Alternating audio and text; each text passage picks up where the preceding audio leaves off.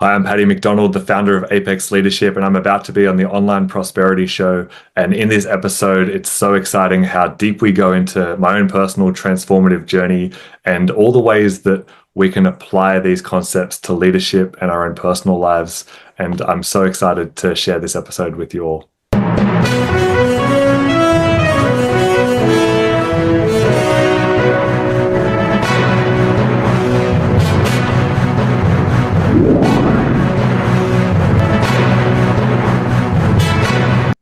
Welcome to yet another exciting episode of the Online Prosperity Show, your premier destination for exclusive insights into today's compelling themes. I'm your host, Prosper Taruvinga, and today we've got a guest whose journey is as inspiring as it is transformative. Now, Patrick, how are you doing, my man?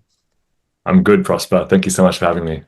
Absolutely. Well, the pleasure is all mine. I'm really excited for the journey we're going to be taking today, especially we're talking leadership and everything else that comes along with it. Now, for those that are watching, thank you so much. Once again, I want you to imagine something, having to leave a world that you knew. And in this instance, for Patrick, it was a world of accounting to now becoming a beacon of leadership and resilience. So our guest today, Patty McDonald, did just that. And after about 17 years in finance, Patty felt a profound calling to start helping individuals to grow beyond numbers and spreadsheets.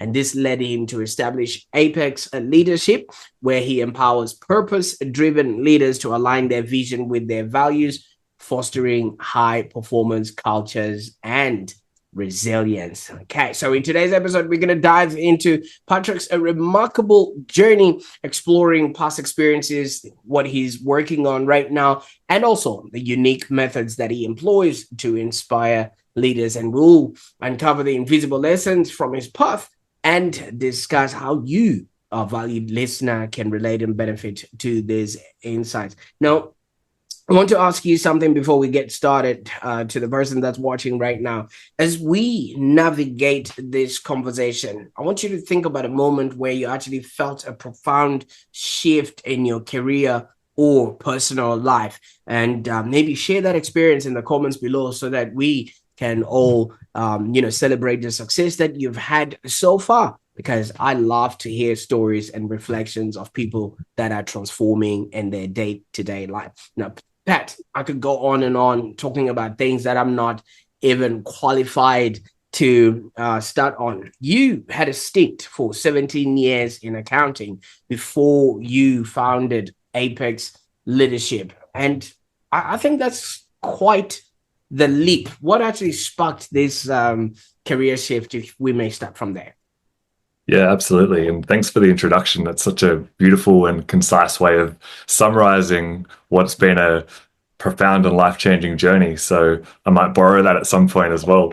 And I think it's worth even going back to what got me into accounting in the first place to kind of track that trajectory all the way through to now, which when I think back to being 17 years old, leaving school, thinking, what do I do next? It's funny because it's not like I ever grew up thinking, oh, I can't wait to be an accountant. I don't know if there's many kids out there that are playing with abacuses and really dreaming of this life, but I had a friend fall into it, and my mum said to me, hey, why don't you go do the same thing and study part-time and work as an accountant? And I just said, sure, okay. And next thing I know, I'm deep into the world of accounting and living that as my life. And it kind of just happened. And it was only when I was 23, after spending a couple of stints overseas, living in countries like Mexico and the Netherlands, and getting to have these life-changing experiences exploring the world, I got back to a job in Brisbane where I was just flicking through pages and pages of tax returns and checking that it all balanced and all these things. And as you can imagine, I started to question if that's what there was to life, if there might have been a little bit more. And having also explored the world and had these incredible experiences, I also had a bit of a sense that that had its own diminishing returns where more and more novel experiences, whilst enjoyable, wouldn't be the most fulfilling answer to a life well lived. And so I took the time at 23 to go off and spend a weekend in the Botanic Gardens where I set myself the task of trying to figure out the meaning of life. And big task for a 23-year-old, a little bit audacious. And I don't know if I cracked the code of what that universal answer is for people, but I definitely got an answer that worked for me. And that set me on a path of deeply questioning why I do what I do. That question of why then was woven through everything. And so I realized that as an accountant, I was getting a lot of my needs met in terms of service and being able to help people, whether it be their businesses thriving and having the lives they wanted financed in that way. But eventually I knew that I wanted to go a little bit deeper. And so I ended up moving into an internal role as an accountant where I was helping one company have the maximum impact from a social impact lens in the world. And that was a new level of meaning and depth. But again, I kind of had this sense that there was a little bit more going on. And I got the opportunity to start to lead teams because I really got the most meaning out of helping people be their best selves and empowering the teams that I was leading to bring out the best in themselves. And when I started to compare that with helping the numbers of a business be their best, it was obvious that helping the people be their best was not only the most fulfilling to me, but also the first domino in the pile. It was the people being their best led to the profits being their best. And for the people to be their best, having a sense of purpose and having a sense of meaning in their lives, like I was on my own journey of discovering, was the catalyst for that as well. So after all of this reflection, and we're talking over the course of a number of years and having my own personal journey of self-discovery, I realized that I wanted to do that as all in as I could. And the path of stepping out, creating my own business, focusing on the root causes within someone that will help them be their best so they can live their most impactful and fulfilled lives as they can for themselves and for those they lead, that became clear as my path for having my most meaningful life as well. And so it was about 3 years ago now, I took that leap of faith to go all in on my own business. And that in itself has been its own journey, which we can dive into if we want to. But it's for now, I think what I'll say on that is that it's been incredible to witness how the more I've listened to what life is asking of me and have followed those steps, even when they didn't make sense, the more that life has showed up to give me all the possible divine support that I could possibly imagine.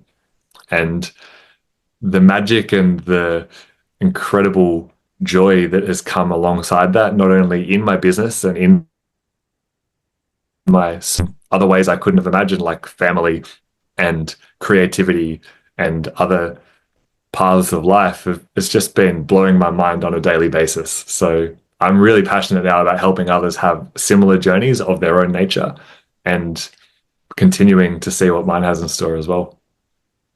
Absolutely, and thank you so much for taking us through that, intricate tale of how everything has come together. And dare I say, congratulations!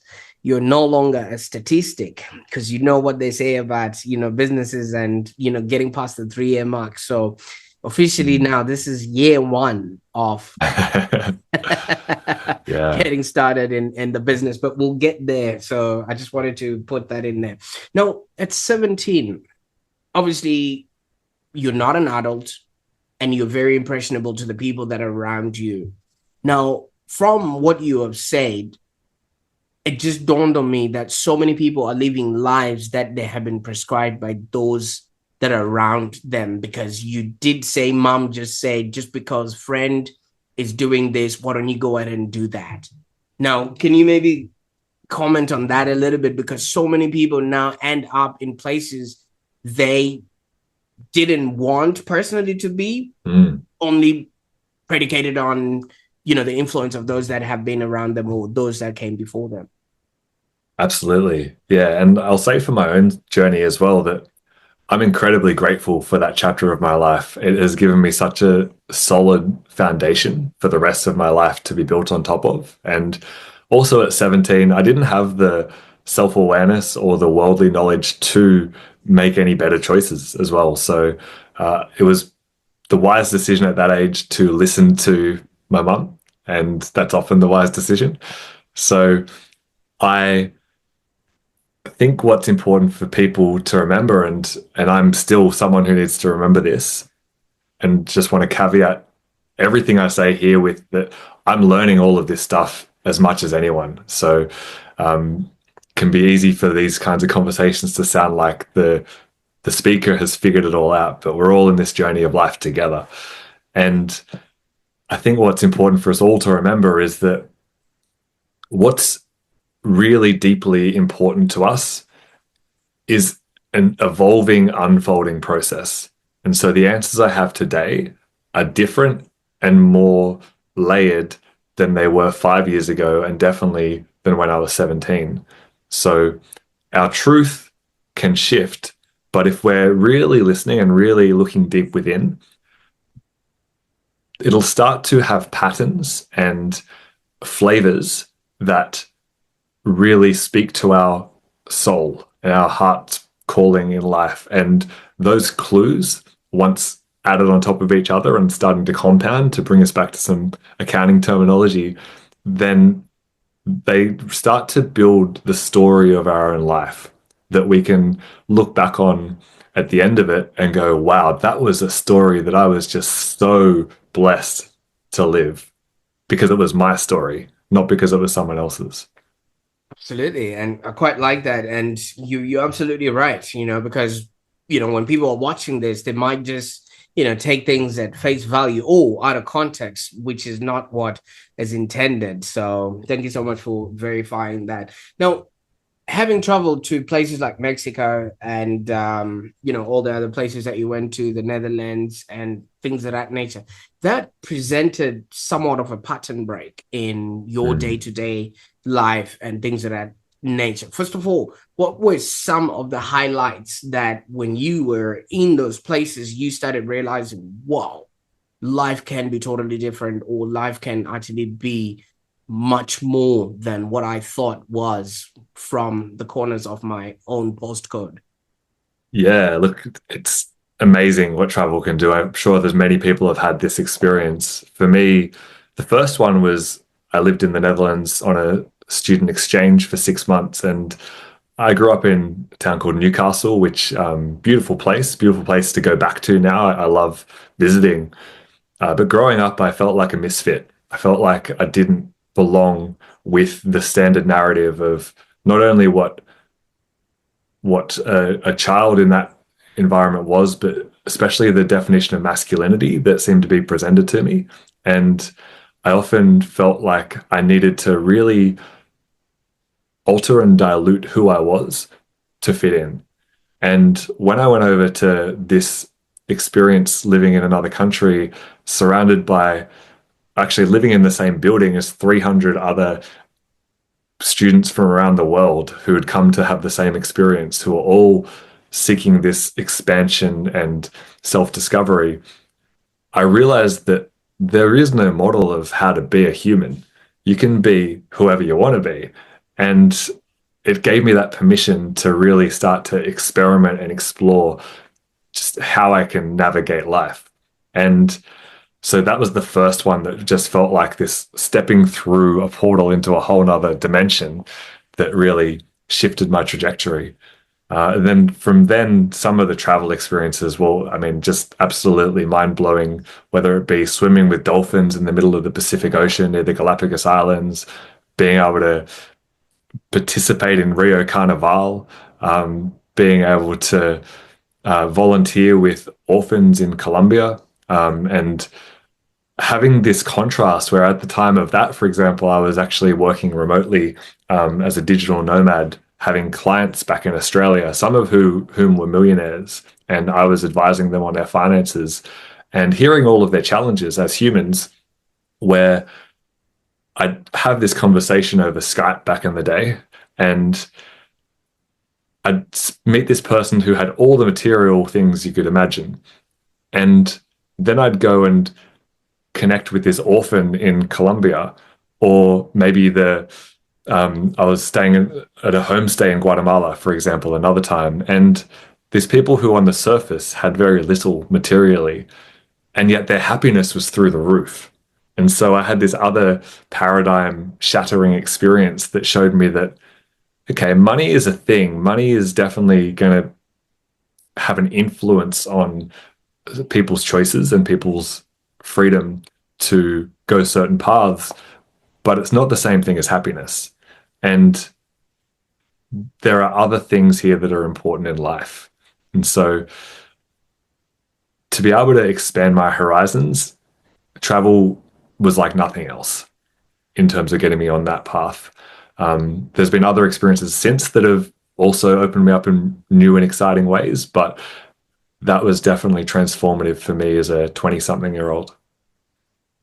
The experiences like that, I viscerally believe you owe us a book, Patty, because not a lot of people have an option to have a whole microcosm of the whole world in one building. It was like the United Nations was there, and it was all people that you were interacting with, and sometimes they have a whole different language than the one that you speak, but as a human being, you're still connecting at that level. And then you also now had this stark contrast of poverty and, wealth, and you're dealing with them in a space of maybe you breathing. All right. One breath, you're speaking to a millionaire. The next breath you take, you are in an orphanage. And that must really, really allow you to go on a personal awareness journey, because you've got so much reference points to to work with, whereas a lot of us only have maybe one, which is maybe a teacher or a parent. I don't know if you can maybe comment to that, because so many people don't have that exposure for them to then have a place to measure themselves. Not measure is not a good word, but to sort of rank themselves in when it comes to how to be, do, or have. Yeah, absolutely. Well, we're blessed today that we do have a lot more reference points with the ability to connect via the internet and via all the media out there to many different belief systems and ways of operating, which when I was starting this traveling journey, there were times where I was calling my parents from a payphone. It was the level of technology at that point. But there is something different about living it as well, about actually being immersed in this environment. And so, and being able to connect on a real human level with these people as well. Because what that showed me was that, and it's cliche, but it's so true, that deep down, we're all the same. We're all made up of the same atoms and the same psychology in terms of the building blocks that we're given. And some of us have a different life path to navigate in terms of the stories we need to play out. But we also have a healthy degree of choice around what environments we put ourselves in that will then influence and shape us as humans going forward. There's that well-quoted saying that your income will be the average of the 5 people that you spend the most time with. And that's obviously not just income. That's everything that makes up who you are. And so one of my biggest life hacks was choosing the people, but also the environments and surroundings that represented what I wanted to become more of. And so this, as you said, that I was very blessed to have that at an early age, but I also consciously do that now, whether it be through the media I'm consuming, the music I'm listening to, the conversations I'm having, the people I'm reaching out to. It's by design now that I get to, like a masterpiece of art, create my life in terms of not just the experiences I'm having, but the person that I'm becoming. And I quite like that because so many people just look at the goal, not looking at the experience of becoming, which Mm. you are eloquently putting across there. I mean, you did mention you were having conversations with millionaires and, they were experiencing what they were going through in life. I'm just asking for other people that might want to know, what do millionaires have for breakfast?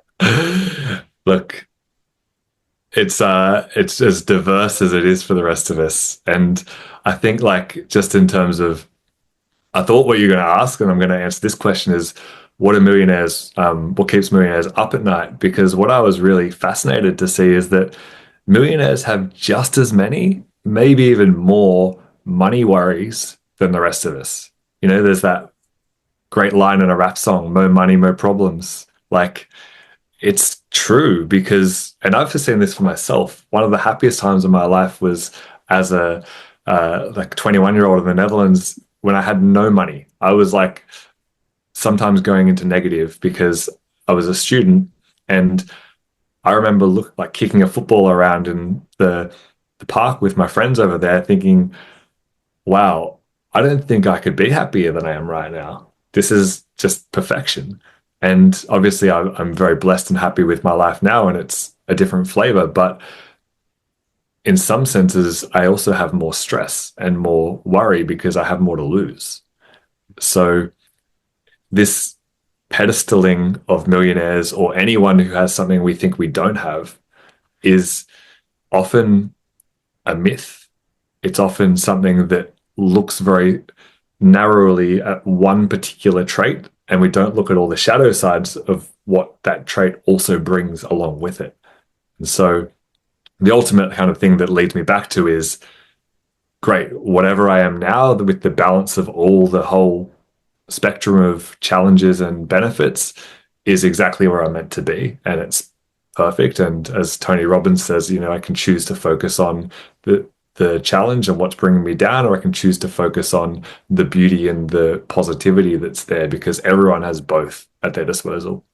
I like how you mentioned Tony Robbins there because it leads us to this concept that I'm battling with what you're saying right now. Mm. I kind of feel like what you went through was a rite of passage.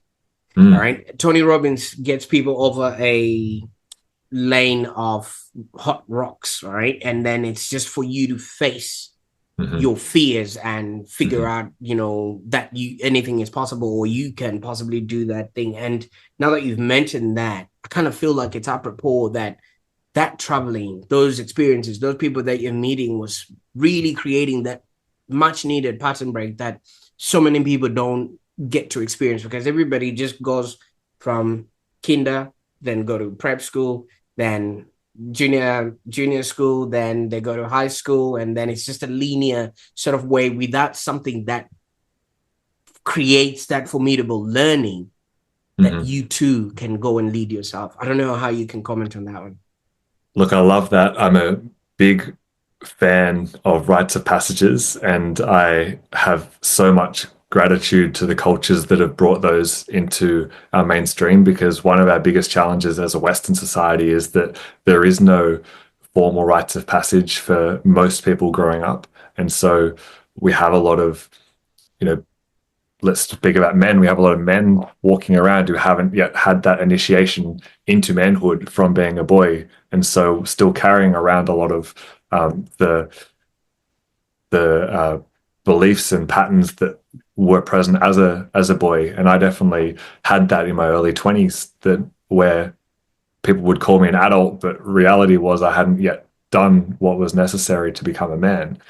And what I would say with rites of passages, just to kind of help people understand the benefit of them, and this applies to many other things as well, is I'm going to bring in some finance terminology again here. That with a lot of different experiences in life, we can either buy things on credit or we can invest. And buying things on credit might be something like going out and partying really hard.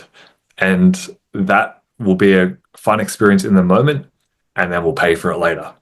not just the day after the hangover, but maybe if it's a continued thing with ongoing health issues, lower energy, things like that.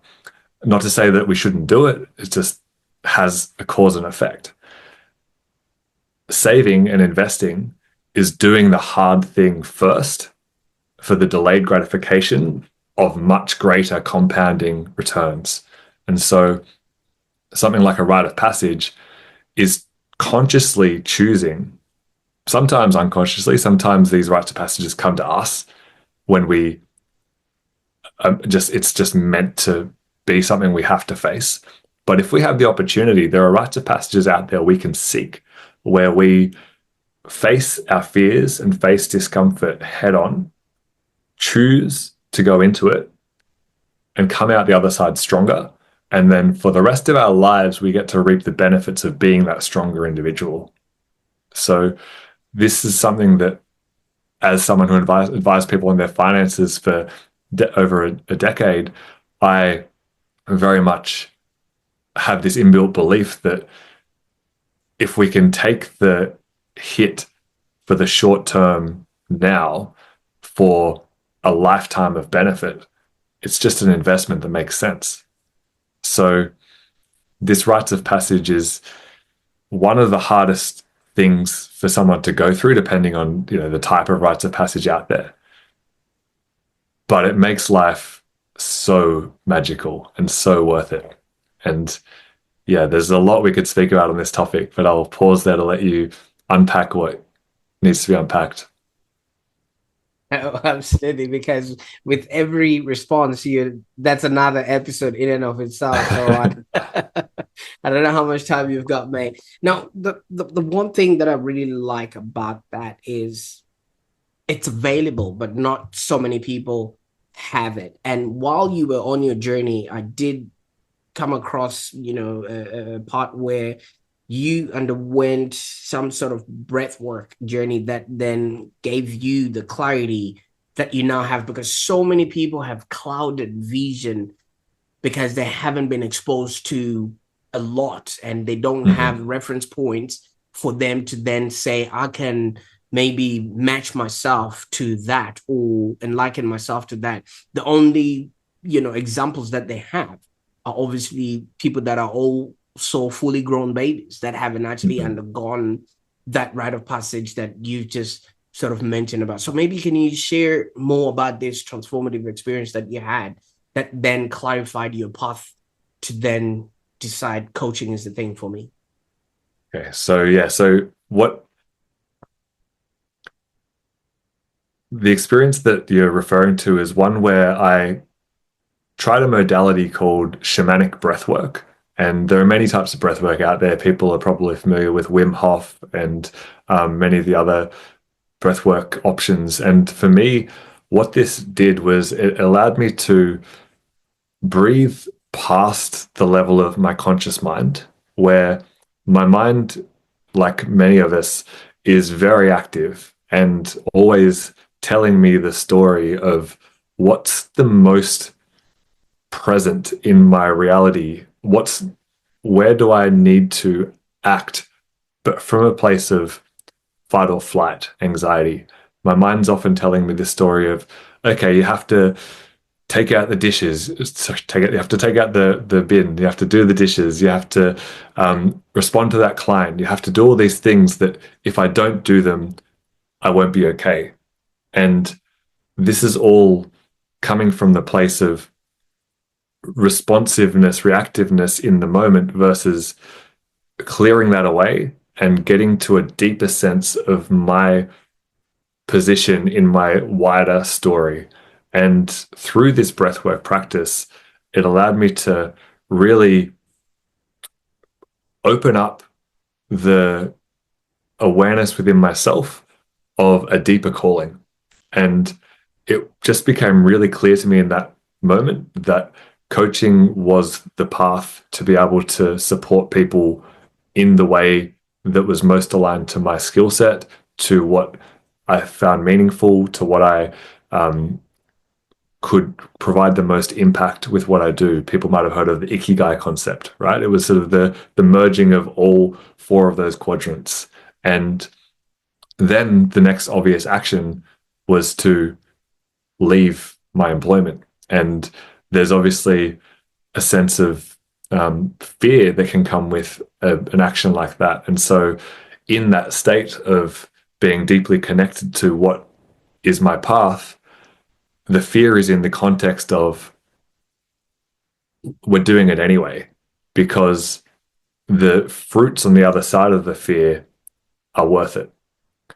Coming back out of the journey, I come back into more of the everyday experience, and the fear becomes more real and tangible again. But because of the level of transformation and experience that I'd had, I was able to hold on to that vision of what was meant for me and take the next step in the face of the fear and feel the discomfort that was there and not let it hold me back from what I was meant to do. Absolutely. And thank you so much for that. You see, a lot of people, when they are making that leap, that's usually one of the most scariest thing, because now you're leaving something that you've known all your life. And in your instance, 17 years, and going into, paths unknown, and maybe, the safety of a paycheck, the safety of, just being known, or a brand and things of that nature. That's a lot for a lot of people. But I don't know about you, there's a lot of more scarier things in Australia. Everything around here is just designed to kill you. The snakes, the dingoes, and whatever drop bears that they have. So maybe because of your love of nature, you were not even scared about, jumping into something like this.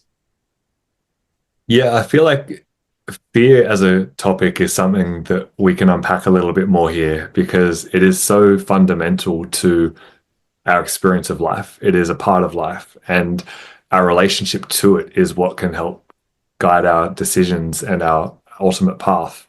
And I also want to bookmark, you mentioned dingoes. We're going to come back to that one. But for now, in terms of fear, what I would say is that I think it was Nelson Mandela that said, courage is not the absence of fear, but the action in the face of it. Yeah. And so this sense of fear being a negative thing is not the whole story. And when fear comes up, another quote that I'll share is fear is just excitement without the breath. And so by being able to regulate our nervous system and become clear and centered about what we're meant to do, that fear can actually be a sense of fuel for what we're doing. So just bookmarking those points, because what I think is a really important concept to explore a little here is what can be spoken about in some spiritual philosophies as the light and the dark, or you might have heard of it as the yin and the yang. And it's these polarities of experience that are present in all of life. And it's easy for us in the Western society, especially, to prioritize light as we want our life to be full of light and full of all of these things that are really easy and joyful and just very, very attractive in that sense. But what it can do is create a dynamic where the things that are in the shadows, including fear, are shut down and kind of swept under the carpet to a degree. The problem with that is that the carpet just builds up, and these darker emotions within us that we're suppressing get to a point where we can't hold them anymore, and they explode out of us in the most unexpected and undesirable ways. And so by building a relationship with the darker elements inside ourselves that we all have, whether it be emotions like sadness or anger or our relationship to fear, we can understand that these are important elements to what it means to be a human. And there are ways to work with each of these different elements that harnesses the unique gifts that come with each emotion.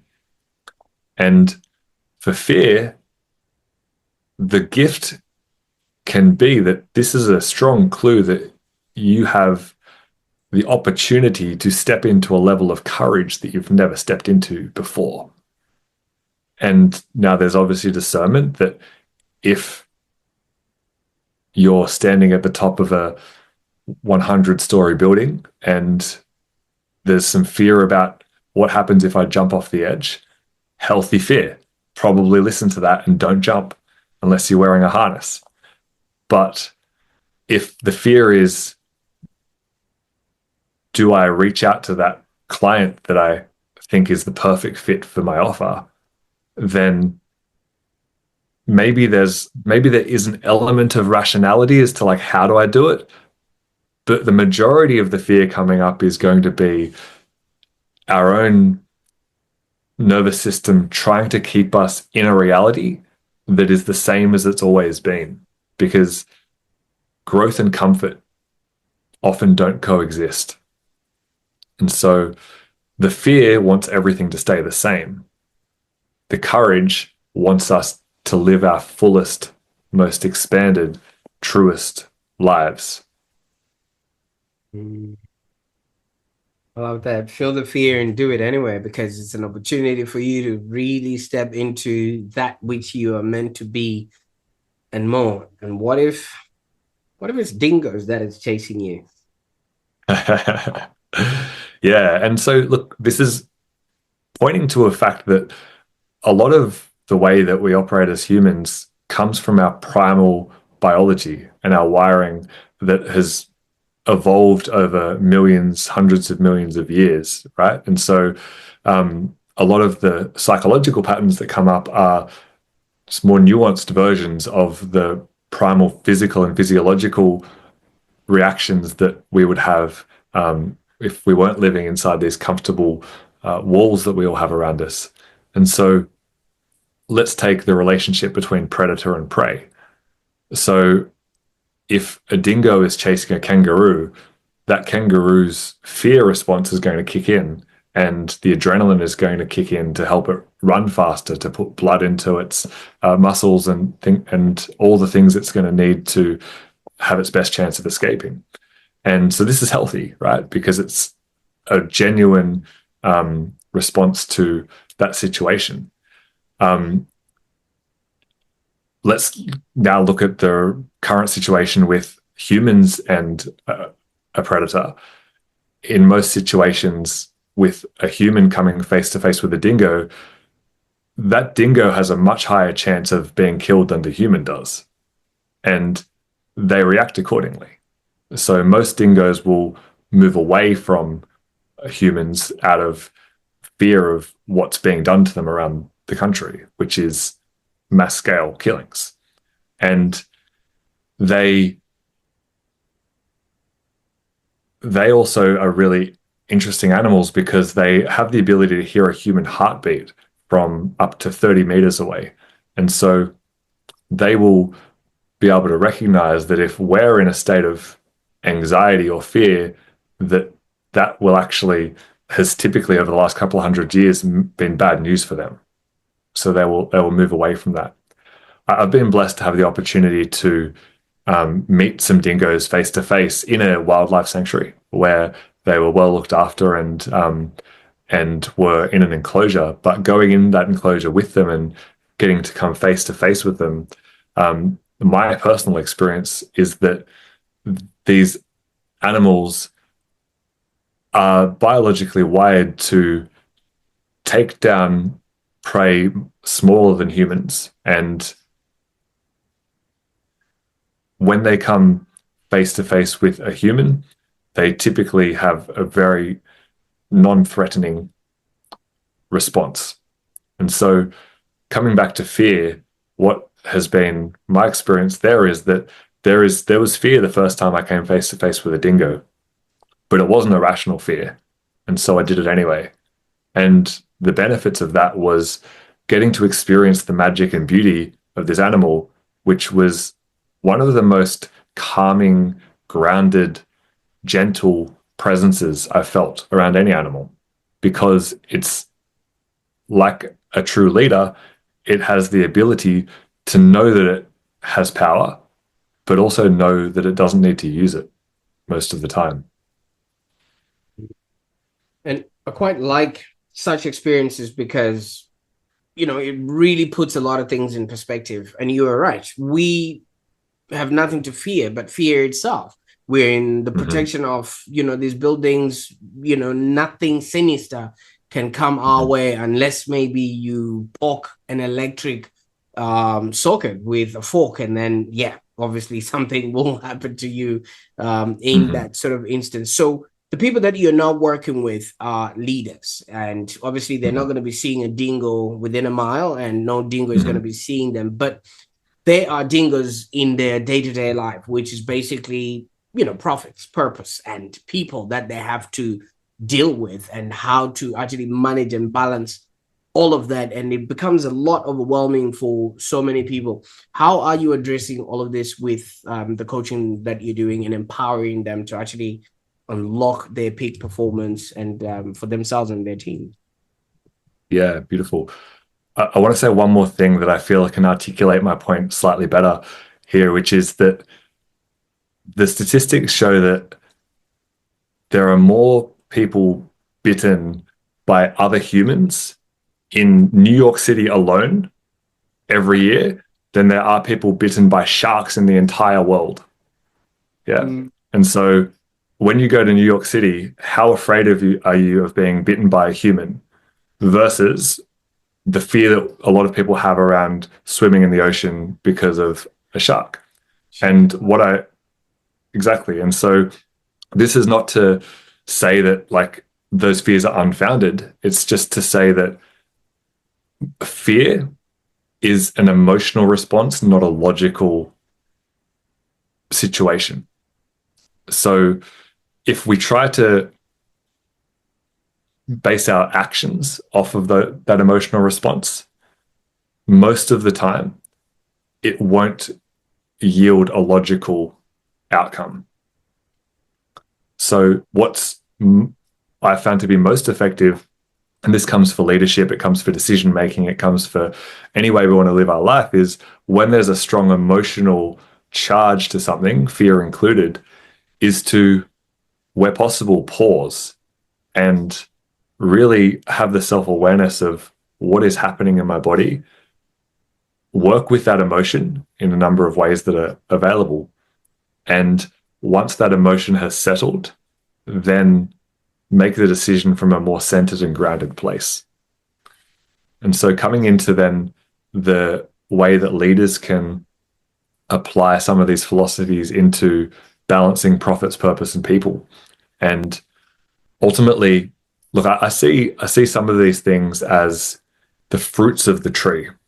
Yeah. So profits, for example, this is the outcome of all of the great work that a company does. And all of the value added is then paid back in the fruits of the tree. The trunk of the tree is the actual growth of the organism. It's the what the company has built in the world that is now able to stand there for the test of time and start to return some of those fruits. But the real health of the tree is dictated by the roots underneath the surface. And so we don't go out there and water the fruits, do we? We water the roots. And this is what helps the whole thing grow. And so for in order to have healthy alignment of profits, purpose, and people, what a leader really needs to do over the long term is we need to tend to all of it. But over the long term, it's a primary focus on the roots. And so what are the roots? The roots of the tree, in my experience, is firstly, as a leader, it's their own inner work. It's choosing to look inward and become the best version of themselves that they can be. That includes emotionally, spiritually, and these things that are under the surface. And in an organization, it's going to be the collective version of that, which includes things like culture and values and the mission and the why. And really, what does this company stand for? Why does this company exist to make the world a better place? These are the roots that are actually solid and interconnected and harmonious with the world around them. So a tree that stands on its own with no roots that are serving the rest of the mycelium and the ecosystem under the ground is not going to survive very long. So in order to have not just the fruits of profit, but also the ones that are bringing the other things that we mentioned, like purpose and people, this is going to come deep within the core of the organization. And the core of the organization starts with the leadership. Like that. I like that. But you would also, I don't know if you've encountered this, but most of the people that end up running these businesses or running these enterprises are usually coming from a whole different background than the one that you're talking about. So they would never associate spirituality in the world of business. You know what I mean? There's those are two distinct worlds. And I'm just being sort of like mindful of how other people will be looking at this, thinking, oh, I think this is a little bit too woo-woo, we need to increase the bottom line. We don't need to, be singing Kumbaya in the boardroom there. How do you navigate maybe potential skepticism when it comes to, things of this nature from clients who might just be very, very business oriented and they're just looking at life from that lens of a binary, if this then that? Yeah, absolutely. And I'll just state for context as well that I have advised thousands of businesses across my career on improving their profits, and I've worked with like many people on these different layers of our humanity, including the financial success. So I've seen the different flavors of what's out there, and that version of spirituality, the one that can easily be perceived as woo-woo, personally, I love it. Personally, it speaks to me, but it doesn't have to speak to everybody. There's many different ways for people to access purpose and meaning and faith and all the different benefits that come from this. And I think in terms of like, let's say that archetype of someone who has achieved a huge amount of financial success in the world and in their business, but is not open to some of these concepts we've spoken about here. My curiosity would be, and if someone is looking up to this person as a model of how to go about building their own life, my question would be to really look at the whole person and the whole life they've built for themselves. Because, as we said, you'll become like the people that you surround yourself with, including those influences that you look to. And know that whatever person is you are putting in that role comes with the whole package. And so if someone has incredible financial success but is unhappy and unfulfilled, is that really what you want for yourself? If their marriage is breaking down and they're distant from their kids, is that really what you want for yourself? And no judgment for these people, because everyone's working through and doing the best that they can with no doubt some of their own emotional baggage and pain from childhood. Often is the case. We all have it. But when we're modeling our lives, do we want to model a life that is happy and fulfilled and ideally also financially prosperous? To speak to this podcast, it is important for us to consider what really matters to us. When we sit there at our hypothetical deathbed at the end of our lives and look back at the story we've told and the experiences we've had and the lives that we've touched, is our bank account going to be the most exciting thing to share with everybody? Or is it going to be something a little bit deeper than that?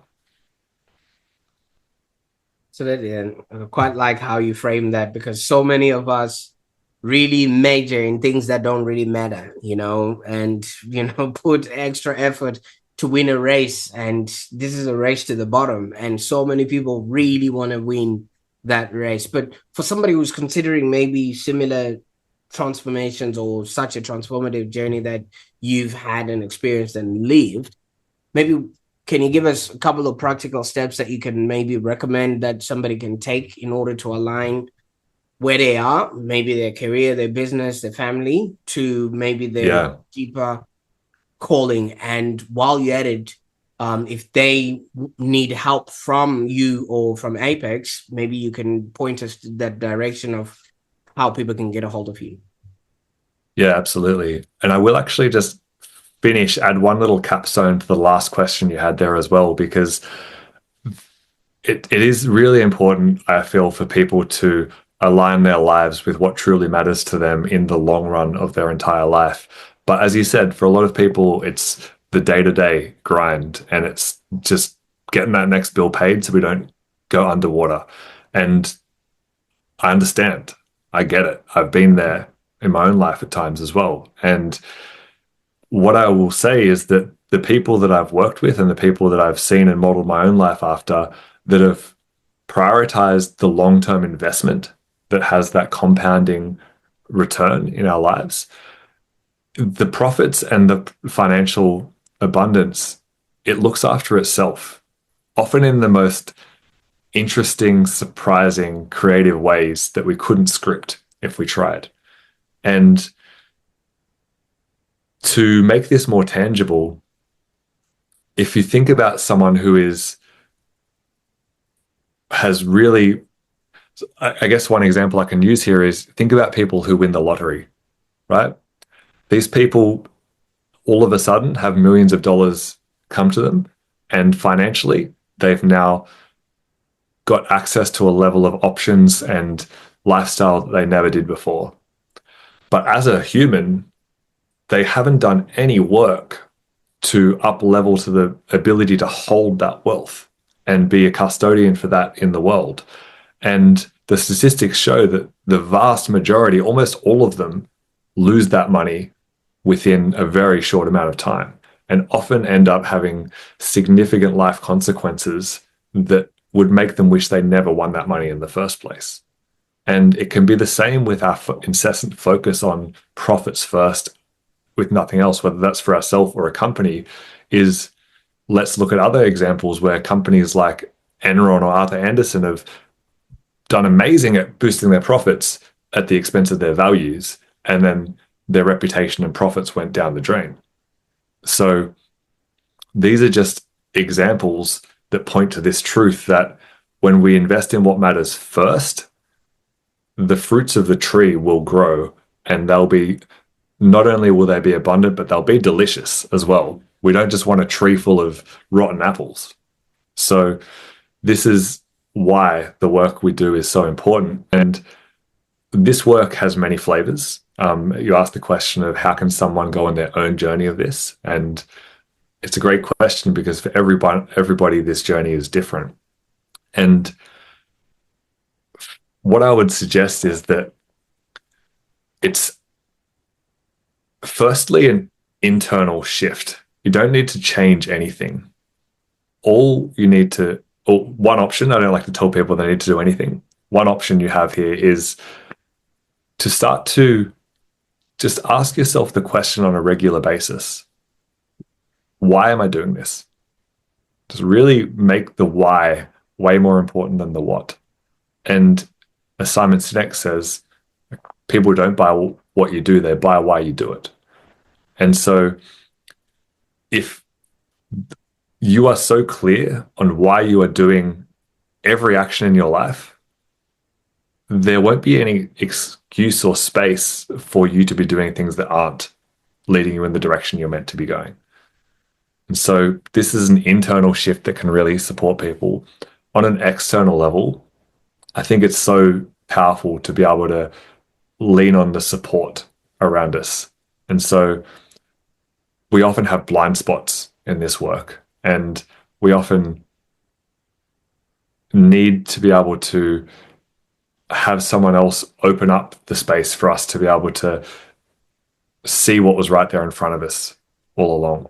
And so the work I do is leadership coaching for purpose-driven leaders to be that sounding board and that external set of eyes that can pierce through all of the armor and all of the false stories that are designed to keep us small and keep us in our old way of doing things, and then support someone to really get clear on what is that ultimate vision of not just what our business could be doing, but what the individual could experience as their most fulfilling life, and then call that person forward into that reality. So this is what I do, and that's one of many, many paths to opening up our life to one of meaning, purpose, and fulfillment. Absolutely. And where can people go to maybe get started working with you, Patty? Yeah, so my business is called Apex Leadership, inspired by the wisdom of apex predators and how they look after the entire ecosystem and keep everything in harmony around them. And so apexleadership.com.au, you can find me on there. You can also connect with me on LinkedIn and send me a message. And I'd love to have a free 15-minute call with anyone who wants to just explore what this path could look like for them. Absolutely. I'll definitely put all those links in the show notes so that people can find their pathway to you there. Now, Patty, I can't thank you enough for the time that we spent on the call today. I mean, your life story and your experience and everything else that you've created and you've been through, it's just a roadmap that somebody can follow through and obviously, learn from and things of that nature. But when you started, you had this part sort of ironed out for you by an adult in your life, and you then, it worked out for you, and you now have an opportunity to do the same, because I just noticed you've also just become a father and a husband. Yeah. Yep. Thank Congratulations. you. And obviously I must feel like it must be the most rewarding thing for any man. And also considering you've been curating the people around you, you've now created, somebody and your own people that you will be amongst, that, will be your own little collective. How has this sort of personal transformation now impacted your own professional or personal approach? Because now you now need to be an example of sorts. Yeah. Yeah, absolutely. No, you've said it well. It's the greatest blessing that I've experienced, and she is just such a shining light, my daughter, of all the things that are right with the world and the purity. And it's definitely been another rites of passage, that's for sure. It's been, as I'm sure any parent can attest, probably one of the biggest challenges I've ever faced in terms of my own energy levels and being able to just consistently show up to the standard that I would like to set for myself. So it's the first gift that it gave me was it forced me to take stock of my life and ask again that question of what's really important here. And I looked at first and I was doing, I think it was 17 different projects at the time we found out that we were pregnant. And it was so obvious that that was not sustainable. So I got out the sword and chopped away at most of those things to get clear on the three that really mattered to me, alongside family. And then from that, it's really forcing me to, with the very limited, finite resources I have, such as time and energy, it's forcing me to be very precise with how I walk my path, with that, as you said, really clear compass of being an example for my daughter to follow. And she's also leading me, but she's definitely someone who I want to be able to look at my path and go, wow, that's possible. Cool. I'm actually going to go over here, but great to know that that's possible. Absolutely. Well, Thank you so much for showing us what is actually possible, because, so many people don't have the opportunity to have, audience with somebody who's lived and gone through what you've gone through, and now is sending the elevator down, so that other people can also rise up. Right. So I can't thank you enough for the time that we've spent on the call. All right. Yeah, likewise, Prosper. Thank you. And thank you for the incredible work you do for the community and for all of the beautiful energy that you share. Your incredible spirit of life is very contagious. So thank you so much. I appreciate that. And for those that are watching right now, thank you also for joining us on this enlightening episode of the Online Prosperity Show. I think we've journeyed through Patty's transformative path, and we uncovered all the lessons that obviously resonate on both a personal and professional level. And I know there's so much, that needs to be unpacked from this. It would warrant that you maybe rewind this video and watch it again. Now specifically in the parts where you just want to pick the nuggets that really resonated with you. And if today's discussion inspired you, consider sharing this episode with someone who might also benefit from Patty's insights there, because as if you want to go far, you go alone, but if you want to go further, you go together. And I feel like people like Patty are paving the way for us, so that we too can be, do, and have business and a life that's profitable and enjoyable. Now, stay tuned for our next episode, where we're going to be exploring ideas to cultivate a happier existence. And don't forget to subscribe for more insightful content like this. And I just got to say this: transformation starts with a single step. And as Patty said, just feel the fear and do it anyway. And I encourage you to take that step today. Bye for now.